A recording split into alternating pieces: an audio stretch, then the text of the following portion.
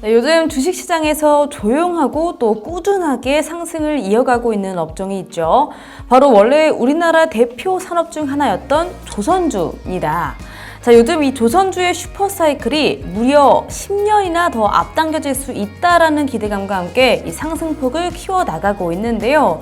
자, 하지만 일각에서는 우리나라 수주량이 중국에 크게 밀리기는 하죠. 그러면서 3년 연속 1위 자리를 내어준 것에 대해서 우리나라 조선업의 미래가 그렇게 막 좋지만은 않지 않냐라는 우려의 목소리도 분명하게 존재하고 있습니다. 자, 그럼 오늘은 우리나라 조선주가 다시 한번 1위의 영광을 누릴 수 있을지, 이 증권가들이 어떻게 보고 또 어떤 종목들에 집중하는지 함께 보려고 합니다. 자, 주식에 관심이 있으셨거나 내가 경력이 좀 있다라고 하시는 분들은 2000년대 초반에 조선주 랠리를 분명히 기억하고 계실 것 같아요. 자, 이때 우리나라 조선업의 전례 없는 호황기로 수주량, 건조량, 그리고 수주 잔량까지 연일 최고치를 갱신했던 때였는데요. 이때 일본도 기분 좋게 제치면서 이 조선업의 정상이었던 때가 분명히 있었습니다. 자, 그때 당연히 조선주들의 주가도 굉장히 급등을 했었는데요. 2003년부터 5년 동안 지금의 그 한화오션이죠. 대우 조선해양의 주가가 무려 800%, 그리고 삼성중공업은 1300%, 현대미포조선은 무려 12,000%나 상승하면서 이 조선주들의 그야말로 시장을 완전히 주도하는 모습들을 보여줬습니다. 자, 이렇게 잘 나가던 조선주가 어려워졌던 이유, 그것부터 짚어보고자 하는데요. 자, 일단 첫 번째 원인은 중국이죠. 이 중국은 2000년대 초반부터 우리가 필요한 배는 우리가 만든다라는 이 슬로건을 내걸면서 조선업을 성장 동력으로 밀었는데요.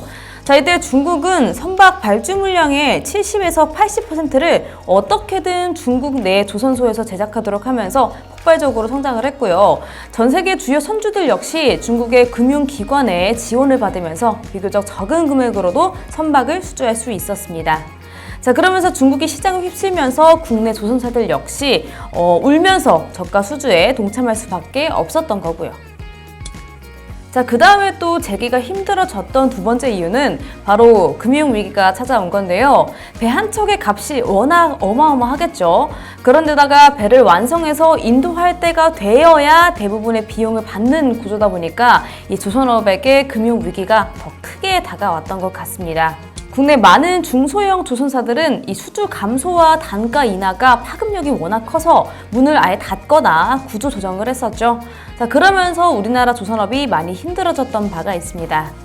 자, 그런 다음에 생존한 방법을 찾다가 고부가 가치 사업으로 떠오르던 해양 플랜트 사업에 뛰어들었는데, 이제 그 다음에 바로 세일가스가 발견이 되고 또 산유국들은 감산 정책에 들어가면서 유가 하락하면서 발주 측 압력 때문에 우리 조선사들 천문학적 적자를 내면서 긴 암흑기에 들었습니다.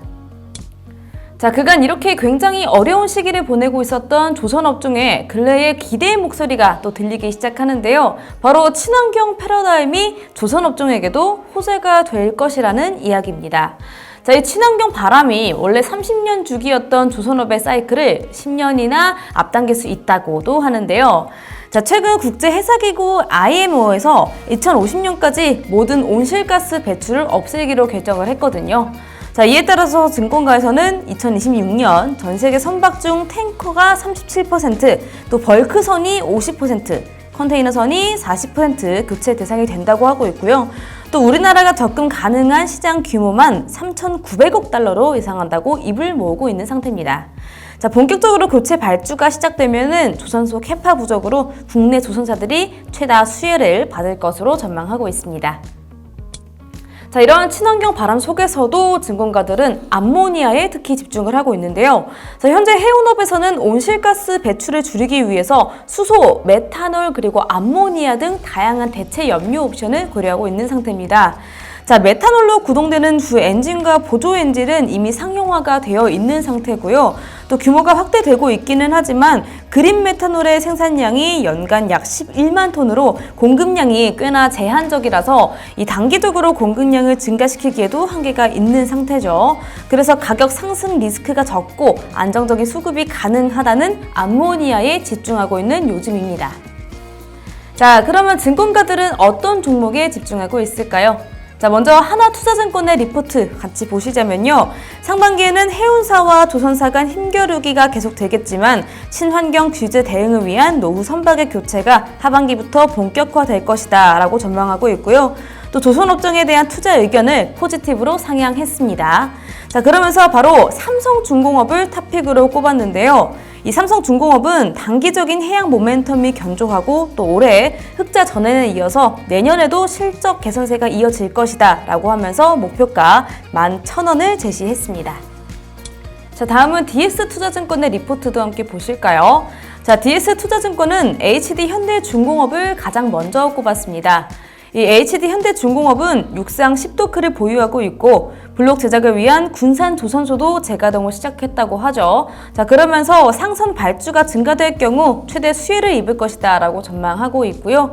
또 초대형 가스 운반선인 VLGC 397척 중 139척을 건조한 최대 건조 조선소이기 때문에 시장이 본격적으로 열릴 경우 가장 먼저 수혜를 받을 것이라고 하면서 투자 의견 매수 목표가는 16만 원 제시하고 있습니다.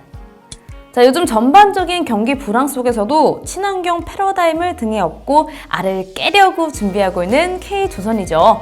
자, 과연 다시 한번 정상에 오르면서 시장을 주도할 수 있을지 이 내년의 조선주들을 한번 기대해 보겠습니다.